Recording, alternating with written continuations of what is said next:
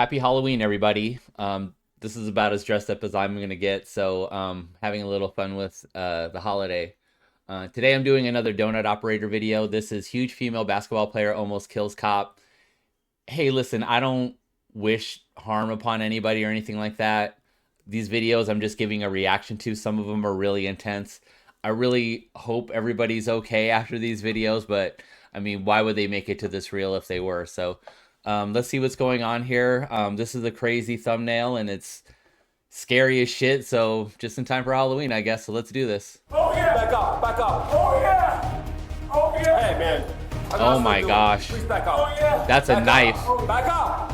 Back What? up! Hi everyone, Donut here. Today I've got a huge video for you. When Wow. I say huge, I mean we're talking about a 6'6", 330-pound Jack and the Beanstalk type situation with a She's 6'6", 330 pounds. OMG, man. former college basketball player chasing down a cop and trying to stab him. I'm not exaggerating. This person almost cut this cop's freaking head off. Because she's huge. But seriously, in all the chaos, there's a lot to break down. This officer was in a really tough spot, and he used some interesting tactics that we'll jump into here in a bit. Stay tuned because we're going to talk about everything from the initial call that came in and how this officer handled this crazy ass situation. Trust me, you're going to want to stick around for this one. It's a big one. But first, a word from our sponsor. Our sponsor for this video is ShipStation. The world keeps getting smarter. Your e-commerce business should too. Trust me from personal experience, having a business that ships is tedious as but not with ShipStation. Hey, congrats. Other platforms, ShipStation can make that super easy to ship your products today. Over 130,000 e-commerce businesses have grown their business with ShipStation, and 98% of those companies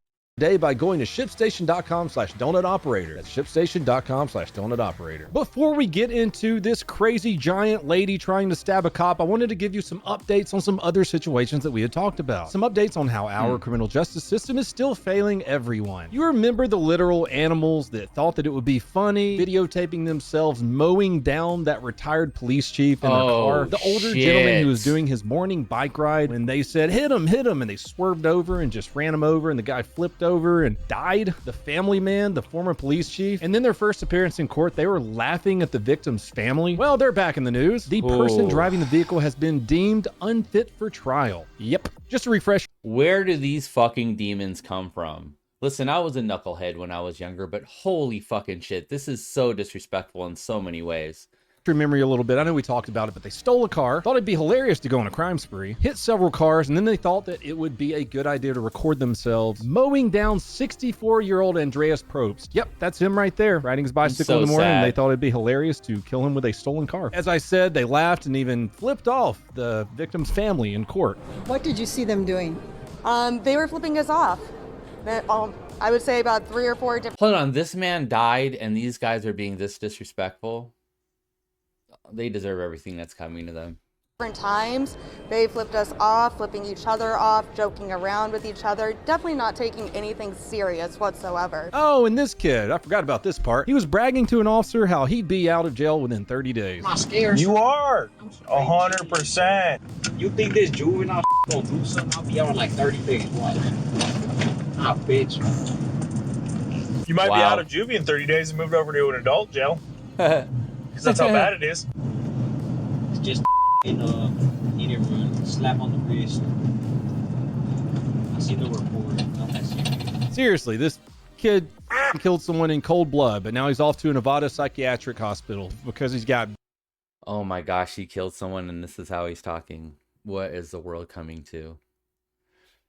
brain damage. We all know. You think planning a hit and run and laughing about it means you can comprehend what you're doing. But nope, the court says this little animal can't stand trial. And if that wasn't enough, this next one's straight out of a nightmare. Let me remind you of the lady who was in that grocery store parking lot and stabbed a 3-year-old to death in front of its mother. And then, like the last animals we were talking about, she smiled about it in court. Count 4 alleges that on or about June 3rd, 2024, the defendant did knowingly cause serious physical harm to J.W. on date of birth 10/29/2020.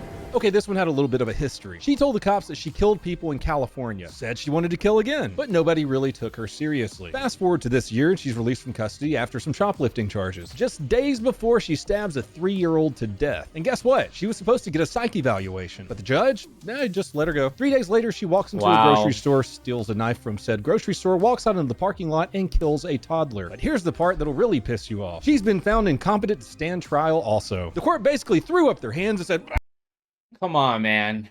Come on, man. Some of these people are evil and they don't deserve to walk amongst us, okay? It's just, you know what I mean? We have extremely good people and we also have extremely bad people. These people are in the lower end of that spectrum, obviously. Come on, let's make sense of this. Oh, she's not well enough to face these charges. I mean, how many people need to die before we stop releasing these dangerous lunatics? It almost feels like there's almost no accountability. Meanwhile, I was talking to a buddy of mine today, and he has a warrant out for his arrest because he used his sprinkler system on the wrong day. There wasn't any, as you would say, that red flag shooting up that pole. There wasn't any indications here. No sign of any mental distress. No sign of any previous violent acts. So anyway, back to the case that we're talking about. The judge said that if he had the choice, he would let her out again. What would you do differently handling this case or even next time? Nothing.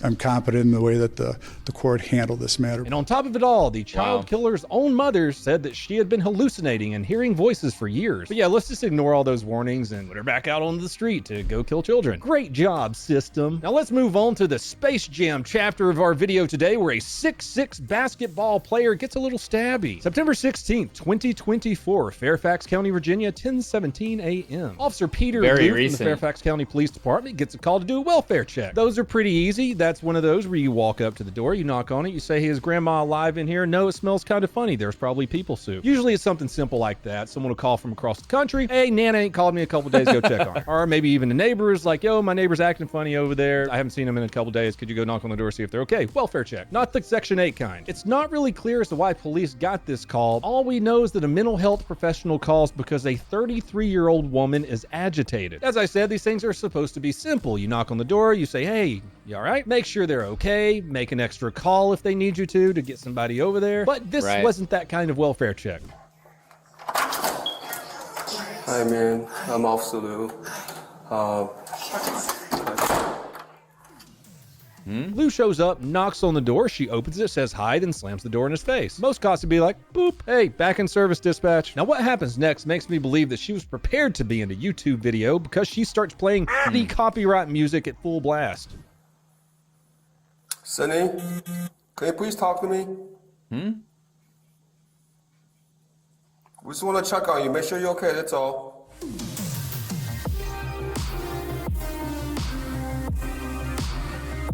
Okay. After she kicks off her little psychological warfare campaign with all that music, the officer, being the patient guy that he is, still tries to communicate with her, figure out what's going on. He's standing there, knocking on the door, trying to talk to her through the door, but he's getting nothing back. Yet, there's just silence until this happens. How are you? Oh my gosh. So she slashes Officer Lou right in the face, right off the bat. That's right, wow. Immediate face slash. Wow. Who says you shouldn't bring knives to a gunfight? Whoa. Now this is where I would like. That was super intense, man. What a fucking madman. Holy shit. Like to remind you that Officer Lou is in a narrow hallway with no backup, with a lady with a knife who is much bigger than him running at him. Officer Lou is clearly under some freaking duress right now, and the adrenaline is pumping hard. At this point, he could empty an entire magazine into her, but he's being patient. I would say at least try to create some distance between whatever the f that thing is and yourself. Instead, he backs up a little bit and still tries to de-escalate the situation, yelling at her to back up. But Wilson just keeps coming at him and backs him into a dead end. Oh no. Oh no. Don't do that. Back up, back up. Oh yeah. Oh yeah. Hey, man. I can also do it. Please back up. Oh yeah. Back up. Back up. This is where I believe the officer's weapon should have been absolutely empty at this point and reloaded with a fresh magazine. Anyone He's else, shown man. the intent to kill. Listen, we've seen these situations before. Anyone else? I've seen a guy freaking get shot to death by reaching for his pants, dude. Seriously.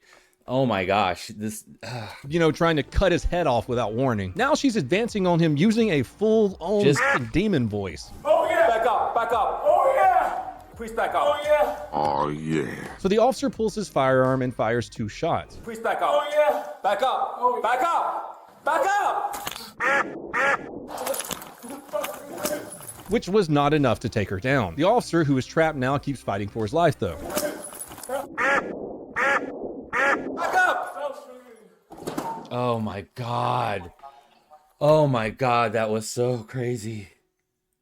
That was so crazy, you guys. Holy shit. Whoa. Fuck. Jeez. These guys have a hard job, dude. Wow. Single one. Shots fired. What is your location? He is bleeding. That is a wrap for the career, man. Seriously, man. Holy shit. With the woman still up and trying to kill him, he fires 3 more shots. And she finally goes down. Her body said, yep, those are too many bullets in the wrong places. She dropped like Woody. Andy's coming, everybody! Back to your places, hurry! I can't laugh right now, see man. The blood dripping from Lou's head. He's been slashed, he's cornered, and let's be real, this went about as badly as a welfare check can go. Officer Lou fortunately survived the attack with no life-threatening injuries. That could have been an easy one for him to take that knife right to the jugular, or to the eyeball, or anywhere else the vest might not stop a knife. I mean, I'm sure he had a bunch of stitches, and this is a hell of a training video to show everyone who wants to be an officer. You know, all these DMs I get, why did the cop have to shoot him so many times? Where's she shot? Multiple times. Upper torso. Upper torso. My God. My Big God. woman did not make it. She was rushed to the hospital and died later. There's a lot of armchair quarterbacks online putting their opinion in here. Like, what if there was a mental health professional on scene? Fairfax County actually has mental health professionals that will co-op and work with the officers, but they were off on another scene at the time. Plus, Officer Lou is crisis intervention trained, which is great, but this situation shows that sometimes that just doesn't help. What if she opened the door and started stabbing some poor mental health worker? I don't think an unarmed health professional could have done anything in this situation. Are there situations where it might help? Yeah. This wasn't one of those. Let me know what you guys think in the comments below about this incident. Should the officer acted a little quicker, done anything a little different, or did he do well in taking the time to try and de-escalate the situation? Keep it respectful and check out Pepperbox.tv. It's a new streaming platform that you can watch on your browser, iOS, Android, or smart TV. Basically, it's my friends and I dicking off uncensored with a lot of original content and all the content that you see on YouTube. That's Pepperbox.tv. Or go to donutoperator.com to help support the channel. I hope you all enjoyed this video, and until next time, please have a fantastic day. Hey, and definitely have a fantastic day. That was a super intense video. These donut operator videos are so intense. Oh my gosh, and I don't know what to expect. So that was, that was a lot. Happy Halloween. Oh my gosh, that scared the holy fucking shit out of me. So I guess it had its intended purpose. So thank you. Have a good day to YouTube.